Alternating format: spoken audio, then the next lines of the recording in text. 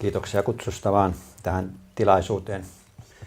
Ja tosiaan me lähdettiin Ristiinassakin mukaan tähän, ei ehkä ihan ensimmäisellä yrityksellä, että taisi olla Elisa, kun ensimmäisen kerran tätä kysyi, niin täytyy sanoa, että ei me taidetaan nyt lähteä tähän näin.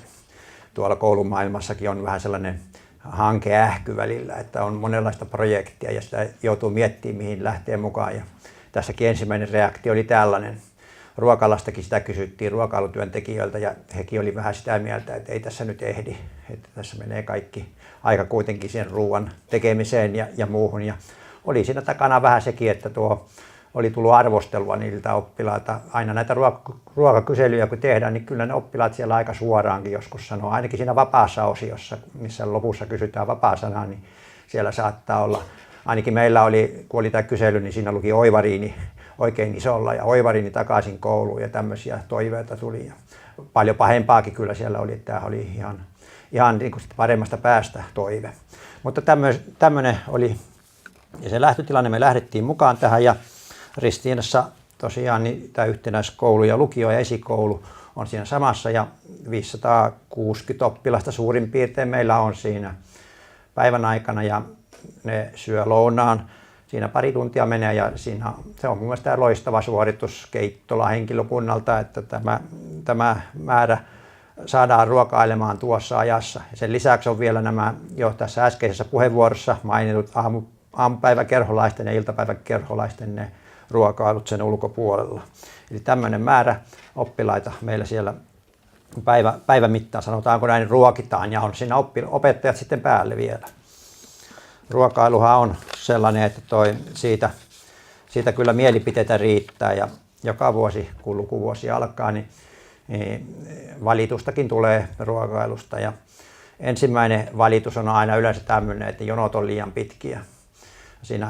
Ja vielä kun syksy on, niin on ykkösluokkalaisia ja esikoululaisia, ne ensimmäistä kertaa on oikeastaan siinä linjastolla ottamassa sitä ruokaa, niin eihän se heti suju kunnolla. Ne just ylettyy siihen linjaston päälle ja sitten ne varvistaa siinä ja sen ruoan ottaa itse.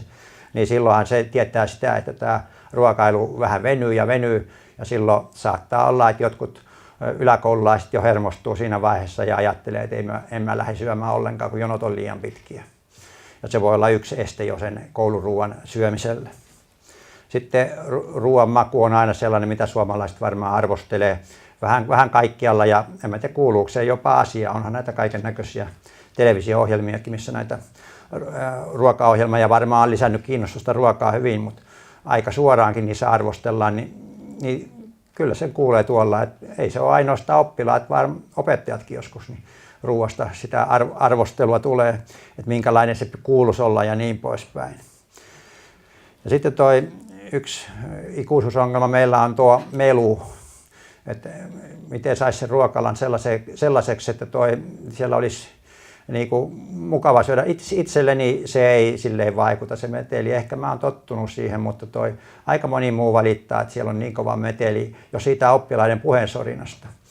Ja varsinkin kun alakoululaiset syö, niin niiden ääni on jotenkin kimakampi vielä kuin yläkoululaisilla ja lukiolaisilla, niin silloin se korostuu. Desibelit on aika korkealla siinä vaiheessa siellä ruokalassa. Et siinä mielessä niin ei se ihan mitätön asiaa ja sillä on merkitystä. Noita kyselyjen vastauksia kun katsoin, niin kyllä se melu siellä oli yhtenä kohtana niitä.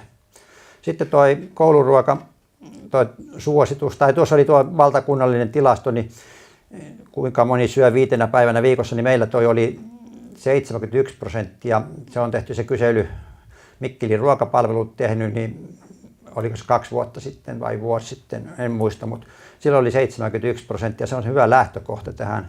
En tiedä, onko tämä vuosi tässä vielä mitään muuttanut, mutta kuitenkin ne luvut on tuoreimmassa kyselyssä toisenlaisia. Kohta siihen vielä. Sitten oppilaat on vähän sitä mieltä, että ne ei pysty vaikuttamaan siihen kouluruokailuun, ainakin aikaisemmin on olleet.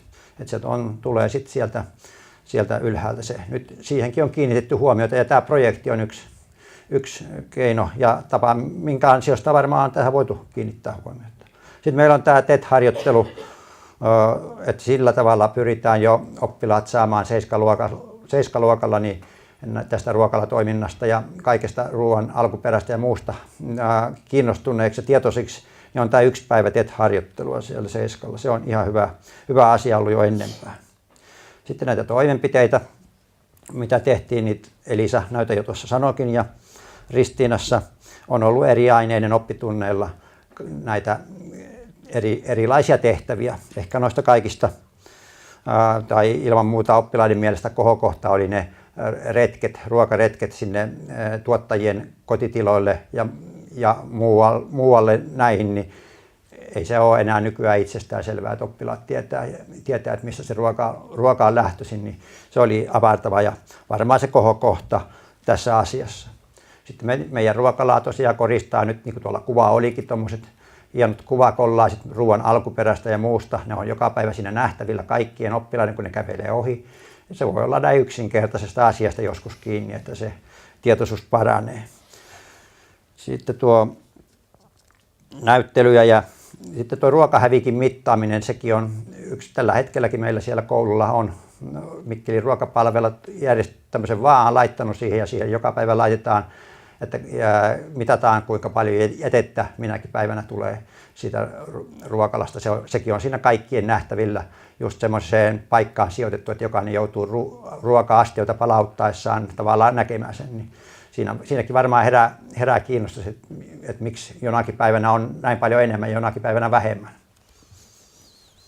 Että nämä asiat siinä oli toimenpiteenä. No sitten, miten tilanne on nyt? Nyt niin tämä uusin tutkimus, sen Mikkelin ruokapalvelut tosiaan teetti, että tämä kouluruokaprojektin kysely, mä en tiedä onko sen tuloksia vielä kuinka paljon tullut, niin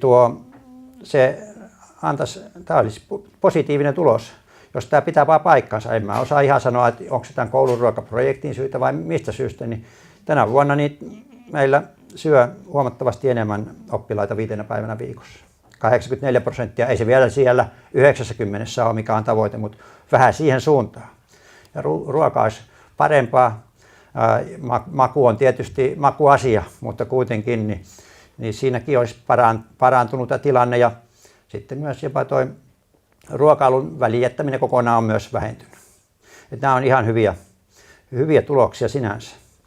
Sitten tuo ruokailutilan viihtyvyys on vielä sellainen, missä meillä on tekemistä.